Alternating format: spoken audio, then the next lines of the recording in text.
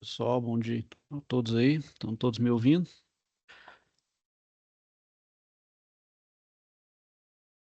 Certo, vamos dar uns minutinhos aí, a gente inicia, tá bom, pessoal?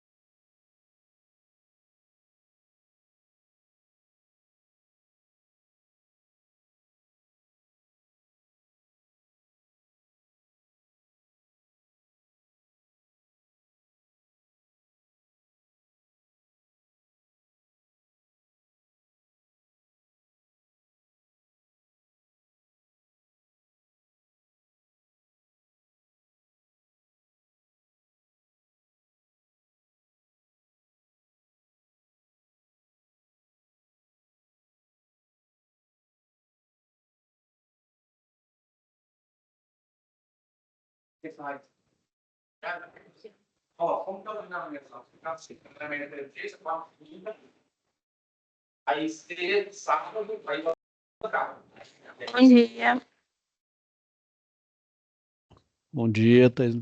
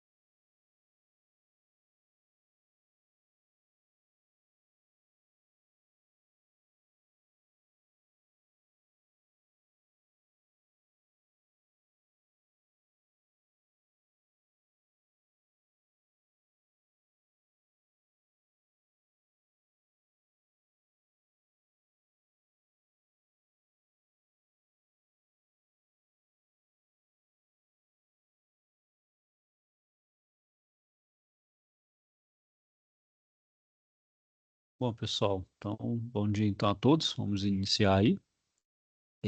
Vamos para mais uma aula aí de manutenção de sistemas mecânicos convencionais. Então, pessoal, hoje nós vamos abordar mais sobre ainda elementos de máquinas, né? Falar sobre os elementos de transmissão, né? Mais precisamente de engrenagens, e correias e polias, né? E na próxima aula a gente fala das demais, fala de corrente e cabo de aço. Certo? Então, de iniciar aí, pessoal, quero passar um vídeo da indústria e logo em seguida a gente inicia.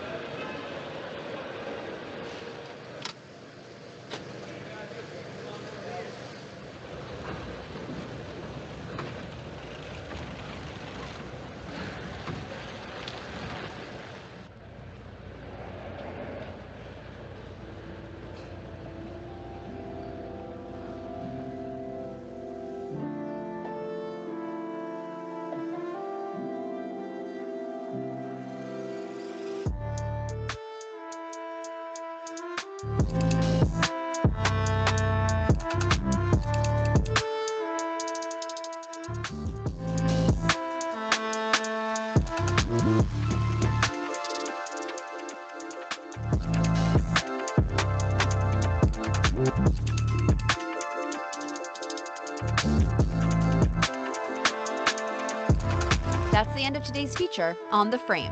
Subscribe to the channel to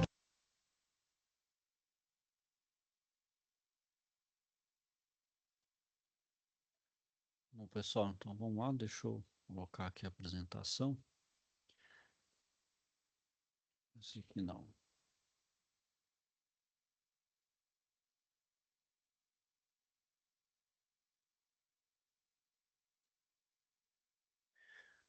Bom, pessoal, então como eu falei, né, vamos abordar sobre os elementos de transmissão, né? Bom, então, como o próprio nome fala, né, eu preciso transmitir. Então, já geralmente é movimento e potência, né? Então, eu tenho uma fonte ali de potência, eu quero transmitir para um outro ponto, um outro lugar ali da minha máquina. Então, os elementos de transmissão. Então, a gente tem duas formas para transmitir esse movimento, essa potência. Então, pela forma, né? Então, os elementos vão ter forma que vai permitir o seu encaixe, transmitindo então a potência e o movimento. Então, pela forma, é pelo encaixe, por exemplo, engrenamento. Então, e é pela engrenagem, né? Onde tem dentes que engrenam um com o outro. Então, eu transmito um movimento de uma engrenagem para outra, né? Então, essa é pela forma. Pelo atrito, né? Através do atrito entre os elementos de transmissão, né? Onde vai também ter a transmissão de movimento de um ponto ao outro. No caso, é as correias, né? Então, a correia, ela consegue transmitir de um ponto a outro sem necessidade de estar próximo ali, né? Então, a certa distância eu consigo transmitir o movimento. Aí é por atrito, né? Então, tem essas duas formas aí. Então, claro, cada um vai ter suas vantagens e desvantagens, né? Por exemplo, em questão de distância, por exemplo, a engrenagem precisa de estar próxima à outra, né? Porque eu preciso ter o engrenamento da engrenagem com a outra. Então, não tem como ter grandes distâncias. E se eu quiser transmitir um movimento de um outro e os pontos de transmissão de movimento está longe, né? Eu quero transmitir um movimento para um outro lugar que está longe, por exemplo, aí eu preciso de usar a correia, né? Bom, então, iniciando pela engrenagem, né, pessoal? Elas vão ter, então, dentes, né? E esses dentes vão ser responsáveis pelo encaixe e pela movimentação, né? Então, geralmente, então, o que que a gente tem? Uma engrenagem que gera o movimento, que a gente chama de engrenagem motriz, e aquela que recebe o movimento, que chama de engrenagem movida, né? Então, pessoal, geralmente a engrenagem motriz, né, ela é menor, né, para justamente transmitir o máximo de velocidade. A gente vai ver que tem essa relação entre a dimensão da engrenagem e a velocidade, né? Então, por exemplo, o redutor, né, o redutor, por exemplo, ele tem essa função, né? Então, quem já viu o redutor aí na indústria, como o próprio nome já fala, ele vai reduzir, né?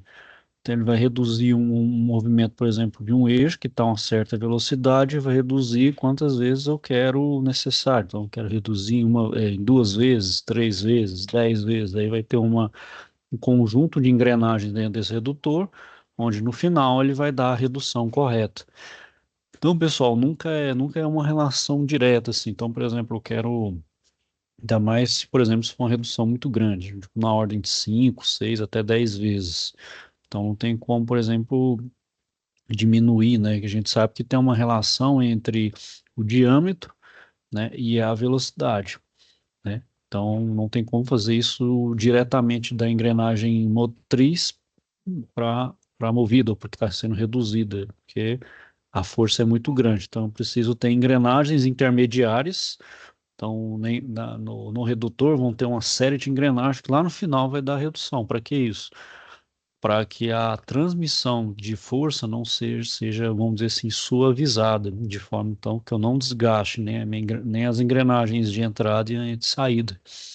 Então eu consigo, e também não tem a perda de energia, né? Porque a perda de energia também não é interessante, né? Então eu preciso garantir que não tem esses movimentos bruscos, né?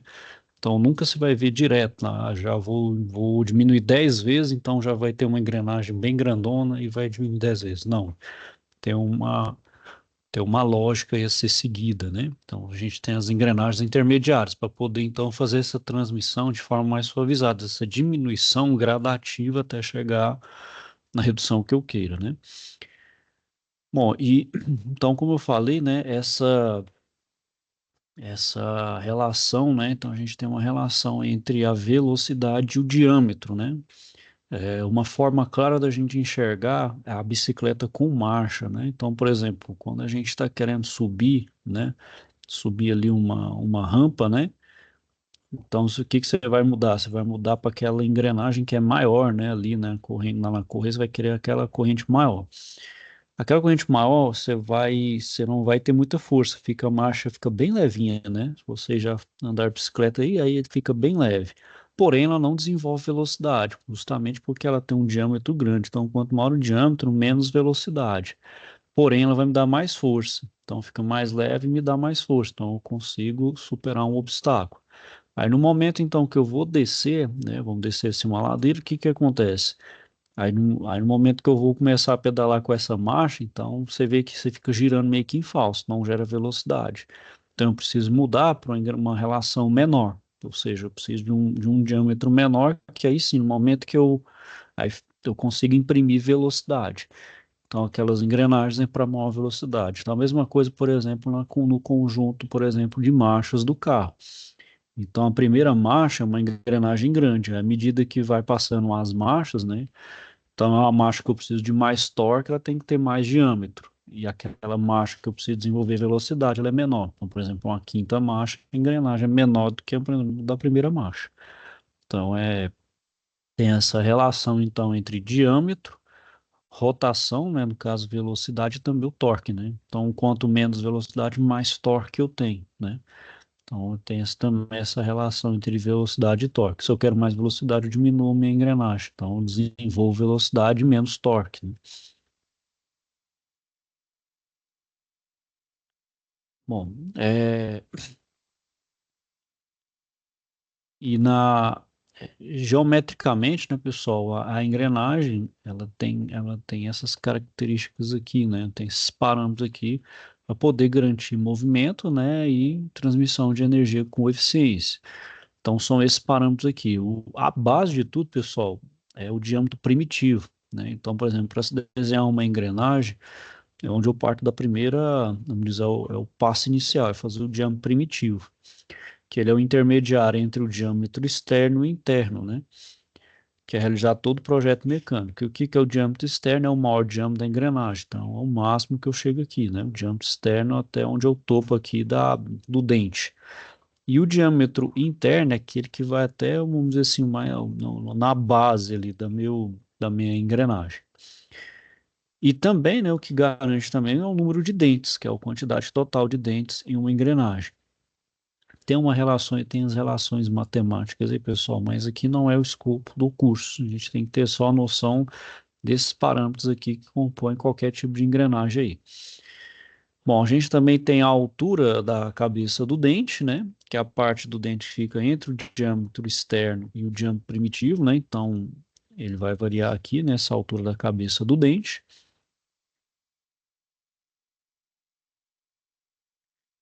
Bom, sobre a engrenagem, então, de dentes, sobre os tipos de engrenagem, a gente tem, então, aí a engrenagem de dentes retos, né? Então, é aquele tipo de engrenagem de mais baixo custo, né? E o de maior utilização, né? Então, são a mais amplamente utilizada, né? Eles são dispostos paralelamente entre si, né? Com o eixo de engrenagem, né? Então, conforme está aqui na figura. Então, eles vão ser utilizados na transmissão de movimento e potência entre eixos árvores paralelos e não muito distantes. Como eu falei, essa é uma desvantagem. Você não consegue ter grande distância, porque a engrenagem tem que estar próximo justamente para ter o engrenamento, a transmissão de movimento e de potência, né?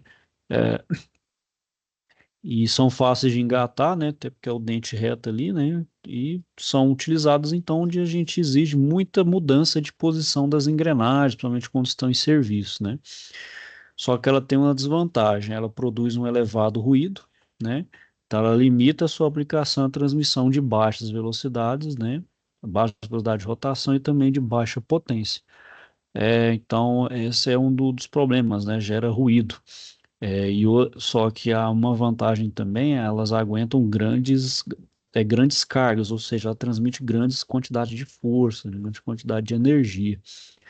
Então, por exemplo, em veículos pesados, onde eu exijo mais torque do que velocidade, né, então eu preciso carregar carga, eu preciso transmitir força, se utiliza então muito mais os engrenagens de dentes retos, né?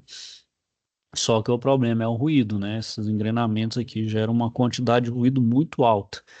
Só que a vantagem ela transmite muita força, né? Muito torque. Então, nos casos onde eu exijo esse tipo de aplicação, ela é essencial. Bom, já as engrenagens cilíndricas de dentes helicoidais, né? Então, ela tem um maior custo, né? Até porque uma geometria, por ser helicoidal, é um pouco mais complexa. Então, fabricar ela não é tão. Eu preciso ter alguns parâmetros a mais aqui para poder fabricar em relação aos dentes retos. Por isso, ela vai ter mais custo, né? Porque o seu custo de fabricação é maior, exige mais devido à sua complexidade de geometria, né? Então, elas têm hélices que estão transversalmente dispostas, né? Então, elas vão ter um engrenamento um síncrono, uma sincronia, né? Então, elas podem ser transmitidas entre eixos árvores paralelos, né? Pode estar paralelo entre si ou qualquer ângulo, né? Devido a essa questão da hélice. Eu consigo, então, ter diferentes ângulos entre as engrenagens. E Por isso, então, o encaixe dos dentes é feito mais suavemente, né? Então, não tem aquele engrenamento direto, ele vai mais suave. Ele produz menos ruído. Porém, ele vai transmitir menos força, né, do que menos carga do que os dentes de dente reto. Como, por exemplo, os carros de passeio, né, que a carga, torque não é tão importante, né, e principalmente o conforto, ele é o prioritário, né, então a gente utiliza esse tipo de engrenagem aí. Então, os carros, né, utilizam esse tipo de engrenagem. Eles são menos ruidosos, né, só que ele não transmite tanta força, tanta potência, né, então preciso, aí já é uma questão da escolha mesmo. Bom, os de dentes, a gente tem um cilindro de dentes oblíquos, né? São dentes reto, são dentes oblíquos, né? Então ele vai ter um nível de inclinação. Ele pode estar à direita ou à esquerda, né? Entre si com o eixo central da árvore. Então, o que que é a vantagem? Ao invés de ser engrenagem de um dente por vez, esse aqui vai permitir alguns dentes estejam engrenados de forma simultânea, né? Então, isso vai fazer então uma suavidade, né? Então isso transmite suavidade na, na, na transmissão, né? E também silenciosa, transmite menos ruídos. Então essa questão do ângulo do dente, ela tem uma correlação nessa questão da ruidez, né? Se é reta, ela dá muito ruído. Então à medida que eu vou fazendo uma angulação nesses engrenamentos aqui nos dentes, eu consigo diminuir muito essa questão da ruidez. Porém, uma desvantagem, que não vai ter como, né? É a questão da força, né? Eu não consigo transmitir muita força dessa forma. Bom, a engrenagem cilíndrica com dentes internos, né? Então é conhecida por fazer parte do sistema, a gente chama de planetário, né? Onde a gente tem uma engrenagem principal que a gente chama de solar e as outras são chamadas de satélites, né? Então, ela é utilizada nos comandos finais de máquinas pesadas. Então, aquele, por exemplo, algumas máquinas para poder fazer uma redução ali, para poder transmitir mais torque, tem aquele cubo ali na ponta do eixo. Aquele chamado cubo redutor. Dentro do cubo redutor tem uma engrenagem desse sentido aqui, ó. Então, chega à ponta do eixo e ele então vai fazer essa redução aqui. Aí ele transmite mais torque. Então, ele funciona como um redutor, por exemplo, nos caminhões e nos ônibus, para poder transmitir mais força. Também nas transmissões automáticas, né, convencional, com conversor de torque, também utiliza esse sistema aqui. Bom, qual que é a vantagem? Ela ocupa menos espaço, né? E então, devido a mais engrenagens aqui, ela tem uma melhor distribuição de força, ou seja, ela não se concentra em um ponto só. Ela vai se concentrar em diferentes pontos. Isso vai fazer, então, uma melhor distribuição de força, né? Que, então, diminui muito a questão de desgaste, né? Principalmente desgaste entre dentes.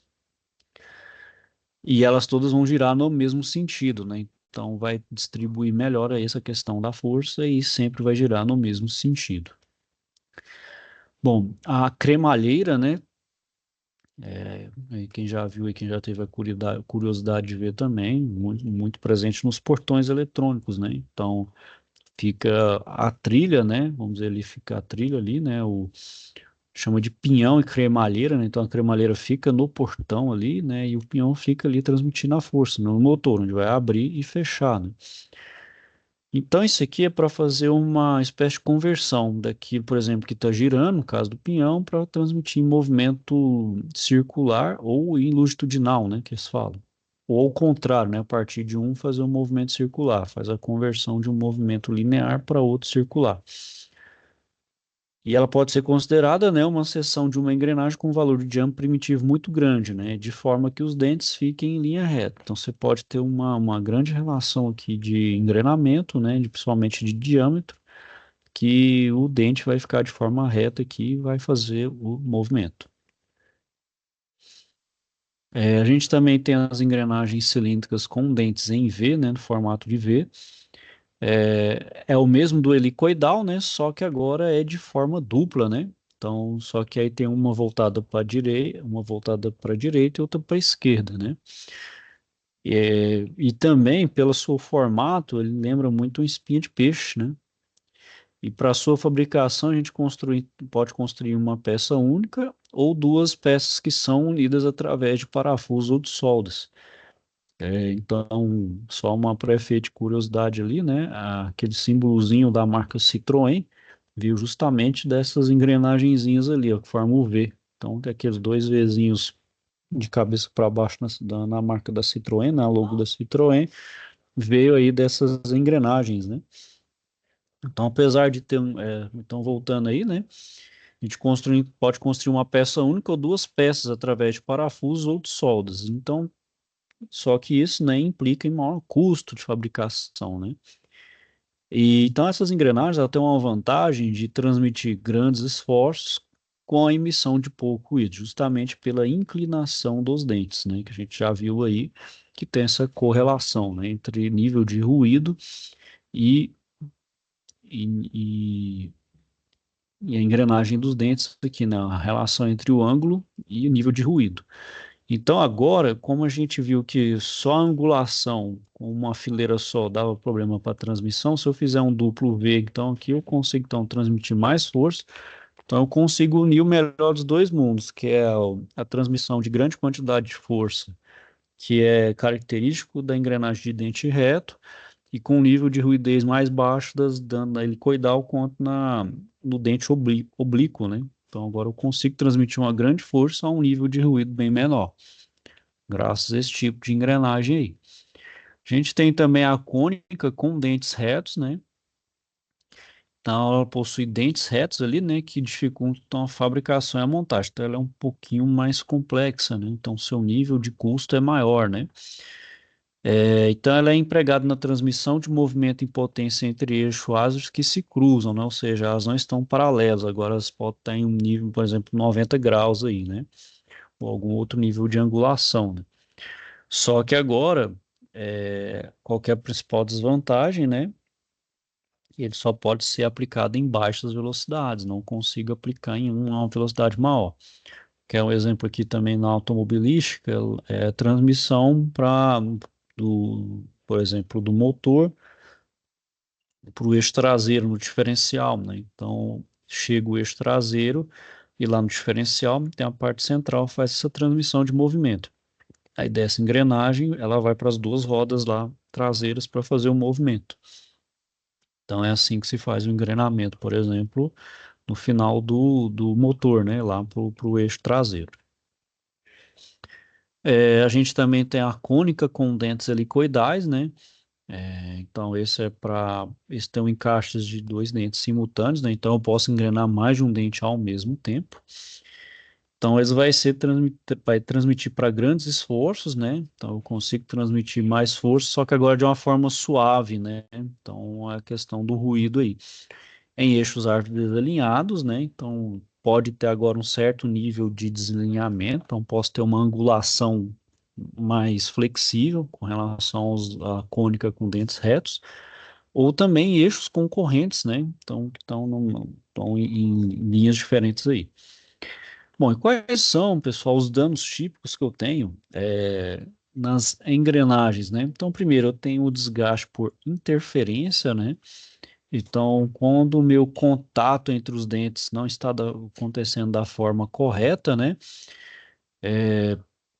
Então, por exemplo, o engrenamento não está acontecendo de forma correta. Então, um dente pode não tá tendo aquele encaixe correto, está batendo por exemplo, numa base, ou está batendo no topo, né? Então, isso gera aquele choque mecânico. Esse choque, então, pode, né, isso no longo prazo, acontecer o que está na foto aqui, ter uma quebra, né? Pode quebrar o dente, desgastar o dente, ou gerar uma fissura. Aí dessa fissura gerar a quebra, né? Então, ou tá vendo, o engrenamento está correto, aí a parte lateral aqui dos dentes também vão sendo desgastados, ou lasca todo o dente, né? Então tem que fazer o engrenamento correto. Quando não tem, esse é o chamado desgaste por interferência. Então isso acontece principalmente numa montagem. Então a gente tem que fazer uma montagem correta da engrenagem para evitar principalmente esse chamado desgaste por interferência. A gente tem um desgaste abrasivo, né? Então, tem duas superfícies de contato de duas engrenagens, então, um elemento abrasivo, o que pode ser isso? Pode ser uma sujeira, pedaços de metais, lubrificante contaminado, entre outros. Então, um atrito desse abrasivo sobre os dentes gera um desgaste. Então, é como se fosse ali uma espécie de processo de lixamento mesmo ali do meu dente. Então, vai gerar o seu desgaste, aí começa a arredondar ali, a arredondar ou fazer a mudar a forma do dente, que isso também vai mudar a forma ali do engrenamento, e também vai gerar até um desgaste por interferência, por consequência da abrasão. Então aqui, pessoal, é sempre verificar então a questão de sujeira, né? Então se tem muito particulado ali, muita sujeira, verificar então a vedação, por que está entrando essa quantidade de sujeira. A sujeira também pode ser até por desgaste ali dos metais, então é um eixo que está atritando com um rolamento, ou a engrenagem que está atritando com outra ali, aí nesse atrito gera pedaços de metais, né?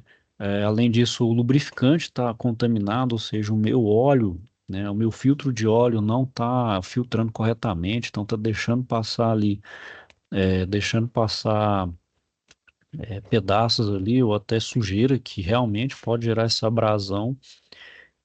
Além disso, né, pessoal, fazer a lubrificação, né, fazer a troca de óleo sempre conforme ali sugerido pelo fabricante, que o fabricante indica, recomenda, justamente para evitar esse tipo de desgaste, né?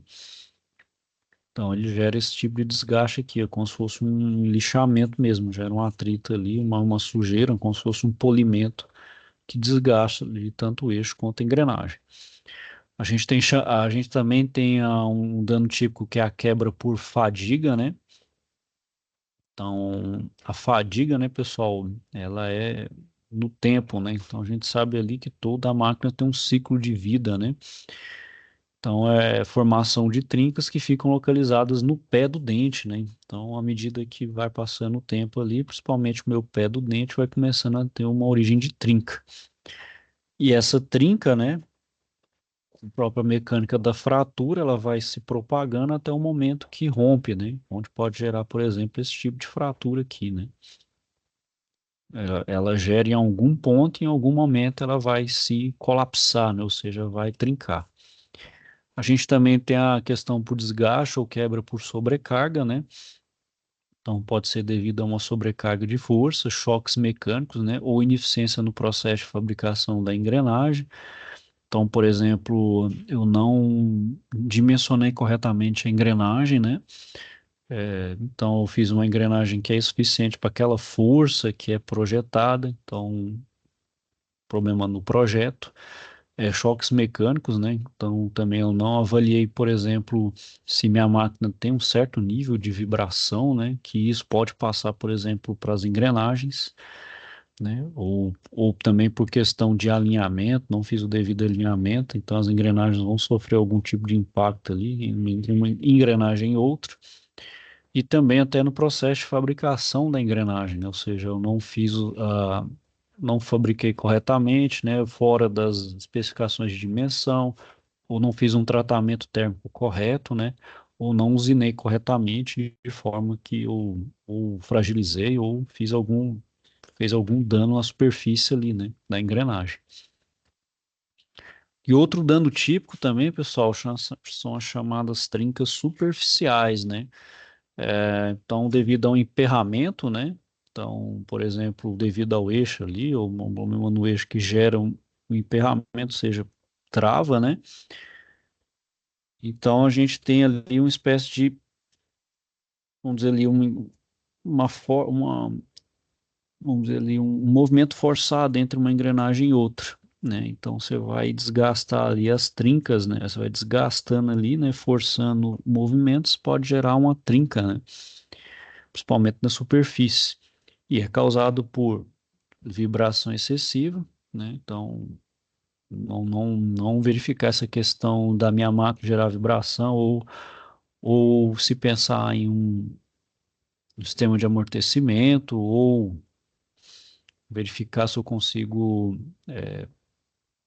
ver ali se eu arrumo, né, a questão da vibração por alinhamento ou por desbalanceamento do eixo, né, somente se for uma máquina rotativa.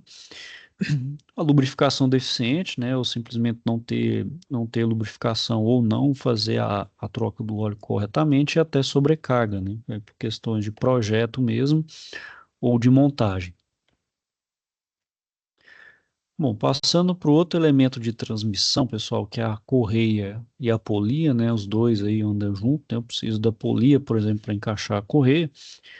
Ela é, por exemplo, a correia, né? Ela vai ser geralmente fabricada de borracha revestida em lona, né? Então, ela é um material flexível.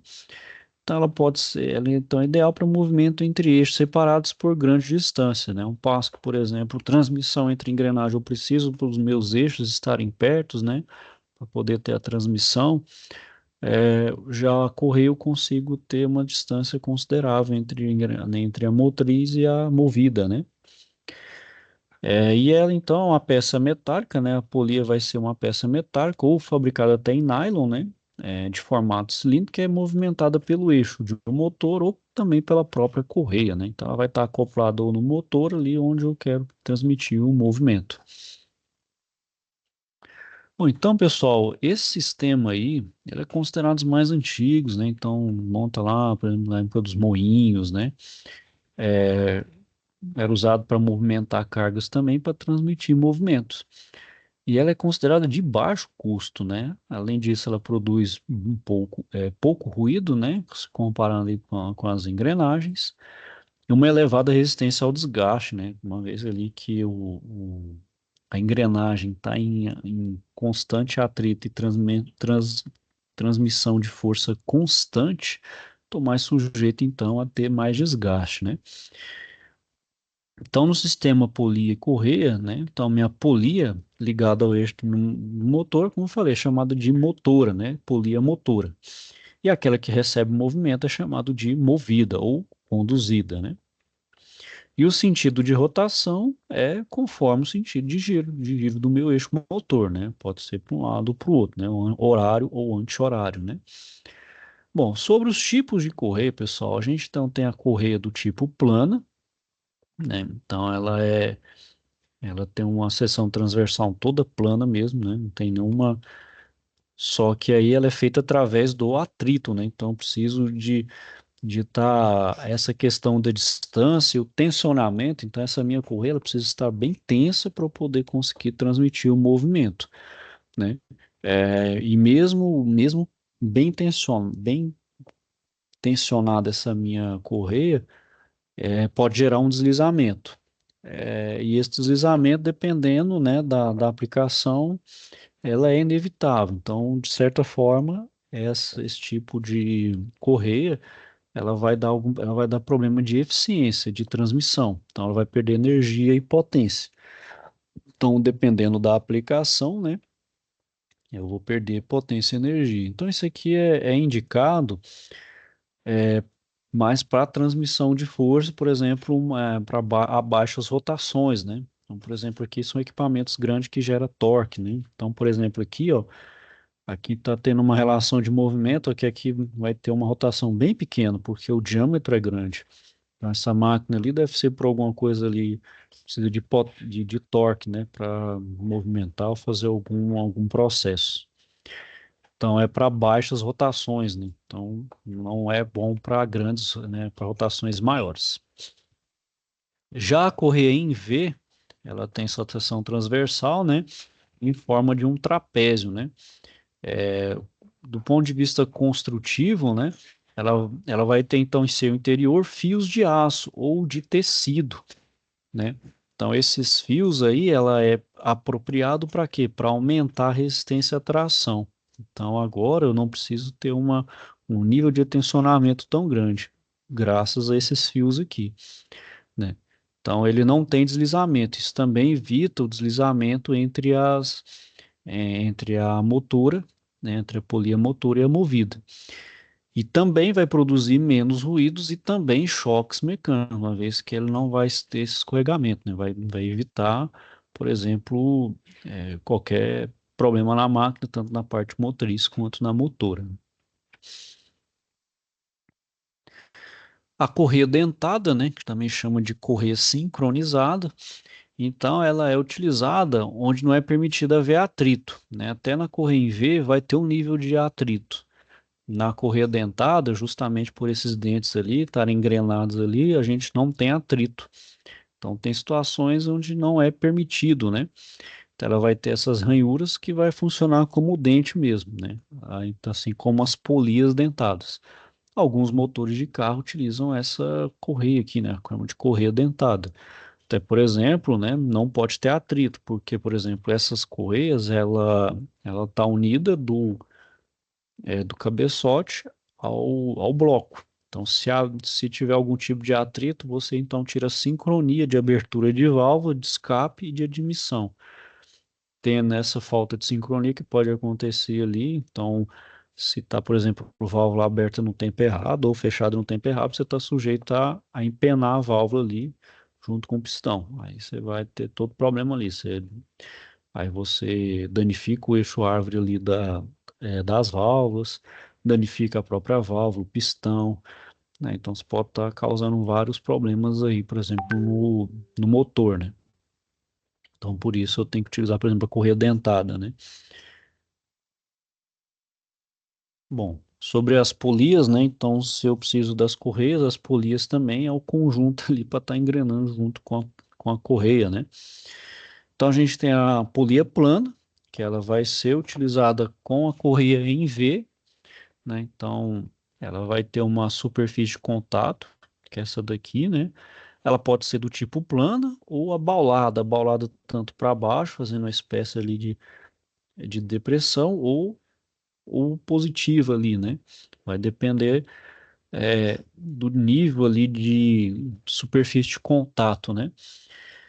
Bom, ela conserva melhor as correias, né? E a abaulada guia, né? Então, por exemplo, a plana, ela diminui o desgaste. Uma vez que você faz o abaulamento, ela vai concentrar a força mais ou menos onde está a depressão. Porém, ela vai guiar melhor, né? Ela vai ter menos problema, por exemplo, da correia se soltar. Ainda mais se eu estiver lidando ali com equipamentos de alto nível de vibração. Então, o abaulamento serve para melhor guiar, melhor alinhar ali a parte movida com a motora.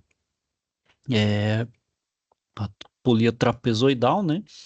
Então, eu vou utilizar com correia em V e ela vai ter em superfície ali, né, os canais justamente para assentar as correias. E esse canal, pessoal, ele não encaixa 100% a correia em V, vai ter um espaço aqui, ó, que ele é proposital, justamente para poder assentar ali, né? Então nunca tem aquele encaixe perfeito, sempre vai ter ali um espaço. Isso é proposital, ter esse espaço aí. E também a gente tem a polia sincronizadora, onde a gente vai colocar então as correias dentadas, né? Que é justamente, vai ter esses sulcos aqui, né? Esses espaços ali, justamente para encaixar os dentes das correias, onde então faz o sincronismo do movimento. Bom, e então, pessoal, a gente tem alguns danos típicos também nas polias. Então, por exemplo, a gente pode ter uma perda de cobertura ali, né? Ou até um inchamento dessa correia, qualquer um problema ali, né? Uma provável causa, um excesso de óleo. Então, uma solução é lubrificar adequadamente e também sempre limpar as polias e correias para evitar essa perda de cobertura e inchamento, né? Outro problema típico de correia é as trincas, né? Então, devido à exposição ao tempo. Então, dependendo da minha aplicação, né, a minha correia pode estar sujeita ali a ambientes agressivos, né, então como pó, né, pó de pedra, poeira, de madeira, né, isso então pode gerar um ressecamento da minha polia, né, e pode estar gerando então ali a trinca, né, então proteger e trocar também as correias, né, então isso vale tanto para polir quanto para correia também, né, um ambiente agressivo ele pode, né, umidade ou com nível de acidez ali ou alcalinidade muito alto. Ou também a derrapagem, né, então é a questão mesmo de escorregamento, chama de escorregamento, né, tanto da polia quanto da correia. Isso pode ser causado por tensão insuficiente ou uma polia movida está presa, né? Então tem que fazer o tensionamento. Então, geralmente, quando a gente troca a correia ali também, a gente tem um chamado tensionador. Então, o tensionador também é para evitar esse nível de escorregamento. E também, né, no caso da polia movida presa, então eu faço uma limpeza e solto essa polia presa, justamente para deixar o movimento livre. O outro problema com correia é o rompimento, né? O rompimento pode ser devido a cargas momentâneas excessivas, ou seja, no momento que se dá a partida, né? Então gera-se ali tipo gera-se para iniciar o movimento, geram-se sobrecargas que são cíclicas, né? Então essas cargas podem então, se for muito excessiva, gera o rompimento da minha correia. Então, a primeira coisa a ser observado como solução é instalar essa correia adequadamente e também operar conforme as orientações do fabricante, né? E também escolher a correia adequada, né? Onde ela, por exemplo, se é uma aplicação que eu preciso estar fazendo parada e partida direta, e principalmente a nível de carga alta, eu tenho que verificar então qual tipo de correia usar, né, nesse tipo de situação. Eu também tenho a deslizamento e a derrapagem das polias, né? Então posso estar com a polia, a correia também desalinhada, posso estar com elas gastas e também por vibração excessiva. Então fazer um alinhamento, né? Fazer principalmente aquele alinhamento a laser, né? Que é o mais preciso, né? Também trocar as polias, né? Então sabe-se aí que toda polia, toda correia, ela tem um nível de vida ali, uma quantidade de vida útil determinada pelo fabricante. Também, então, seguir, né, seguir as normas, né, ou recomendação do fabricante. Outro tipo de problema com correção e endurecimento é as trincas prematuras, né? Então, isso é aplicado principalmente devido a ambiente com altas temperaturas, né? Então, nesse caso, providenciar uma ventilação adequada para, se não puder deixar a temperatura próxima ali do ideal, mas retirar o máximo de calor ali, justamente para evitar esse endurecimento também a trinca prematura.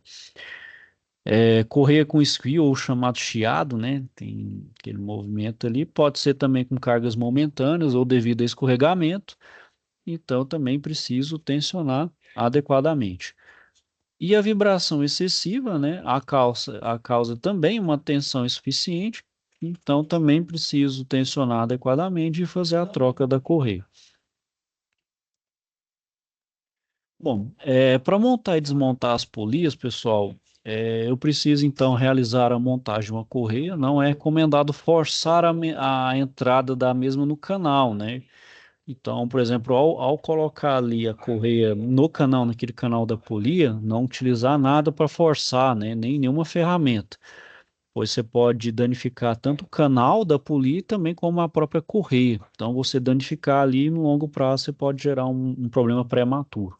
Então, nunca utilizar nada para sempre deixar, fazer como é que fala, aquele alojamento mais natural possível, sem utilizar qualquer tipo de ferramenta para forçar a entrada no canal da polia, por mais que esteja difícil, né? Então, nunca forçar, porque você pode estar desalinhando a polia, você pode estar danificando a correia, então você pode estar causando problemas aí futuros, no funcionamento da máquina.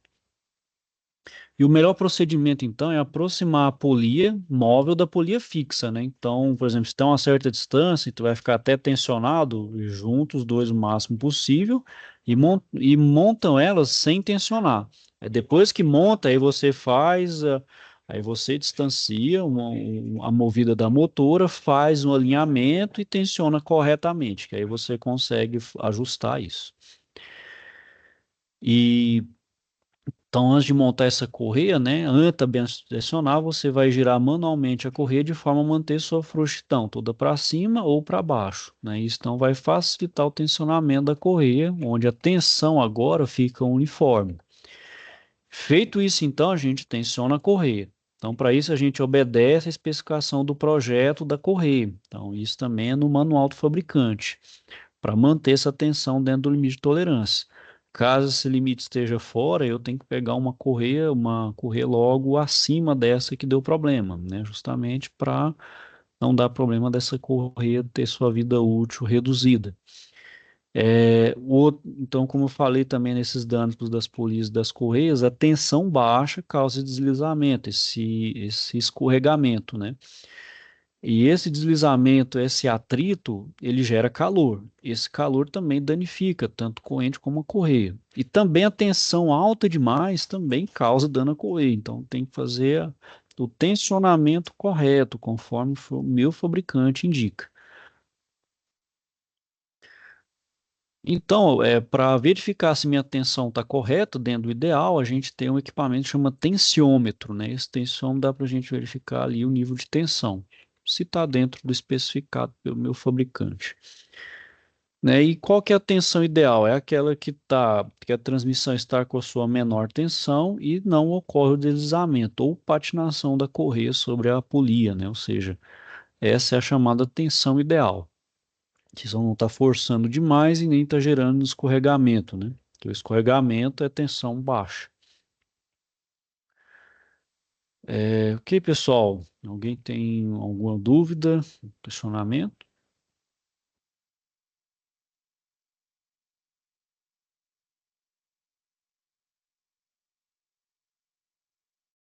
Bom, pessoal, então eu vou finalizando aqui por hoje. Caso tiver então alguma dúvida, questionamento, não deixe de procurar, tá bom? Então é isso aí, vou desejar a vocês então um bom dia.